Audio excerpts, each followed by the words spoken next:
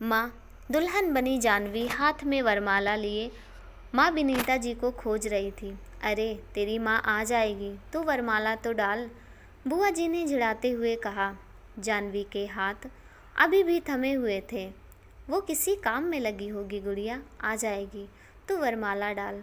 देख दामाद जी खड़े हुए हैं, दादी ने कहा। आज उनकी आवाज़ सहज सी मीठी थी, शायद मेरे ससुराल वाले खड़े हैं इसलिए। जानवी सोचे बिना ना रह सकी। मेरी शादी से ज़्यादा क्या ज़रूरी काम है माँ को आज।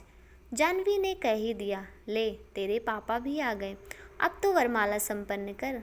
फूफा जी थोड़ी तल्खी में बोले। पापा सतीश जी की तरफ देखकर उसका मन खुश तो था पर नाराज़ भी। कम से कम आज तो पापा माँ को अपने साथ खड़ा कर सकते थे।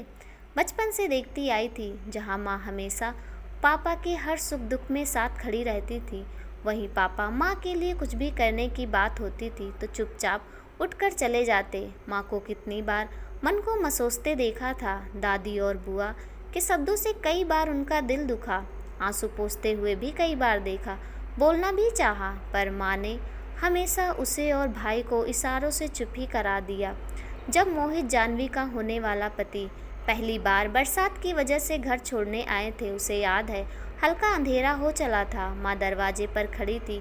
उन्होंने मोहित को भी अंदर आने के लिए कहा। पापा और दादी थे नहीं, शादी में गए थे। भाई बारिश की वजह से अपनों दोस्त के घर रुक गया था।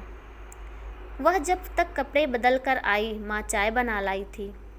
मोहित और उनके बीच बातें हो रही थी। अचानक माँ बोली, मोहित तुम अपने जीवन साथी में क्या देखना चाहते हो? उनके प्रश्न से वह दोनों चौंक गए थे। आंटी, देखने में हूर परी ना हो पर हमेशा मेरे साथ खड़ी रहे, मेरी ख्वाहिशों पर मुझसे ज़्यादा ध्यान रखे, मोहित ने जवाब दिया था। पर उसके मन का क्या?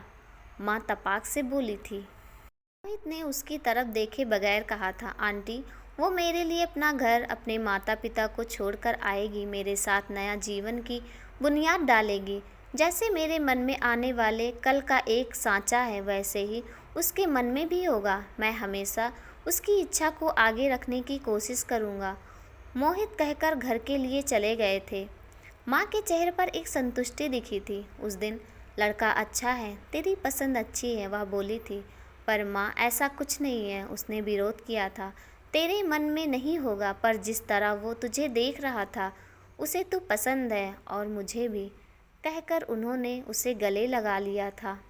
जानवी ने स्टेज पर सामने खड़े मोहित की तरफ देखा। वो स्टेज से उतरकर भीड़ से होता हुआ माँ तक पहुँच गया था।